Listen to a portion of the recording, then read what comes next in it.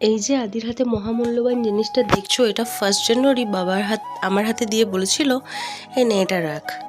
জিজ্ঞেস করেছিলাম কী করবো এটা দিয়ে, বললো ভেবে দেখ জামা কাপড়ও শুকোতে পারিস।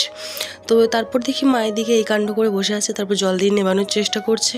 তো যাই হোক, এটা নেভে যাওয়ার পর আমি বাইরের দিকে আসছি, তো মাসি দেখছি হ্যান্ডপাম্পে জল নিচ্ছে আর আমি ভিডিও করছি দেখে হাই করে দিল তোমাদের, দেখো। আর এখানে হচ্ছে জেঠিমার ধান ওজন হচ্ছে, ধান বিক্রি করবে। ধান ওজন কি হবে, আমরাই সশরীরে উঠে পড়েছি ওজন মেশিনের ওপর, সবাই মিলে ওজন হব। ভাই ধুচ্ছে বাইক, জানি না স্পেশাল ডেটিং ফেটিং আছে কি না। তো যাই হোক, এখানে বোন উঠেছিল পেয়ারা গাছে পেয়ারা পারবে বলে, তাই দেখে কাকু এক লাফ দিয়ে উঠে পড়লো। এবার দেখি মনটা খারাপ হয়ে গেল, এই ছানাটা এখানে পড়ে আছে, ছানাটা মারা গেছে, জানি না কি হয়েছিল, কিছু বিষ টিষ খেয়ে ফেলেছিল কি না, চারিদিকে ফসলে দেওয়া হচ্ছে তো।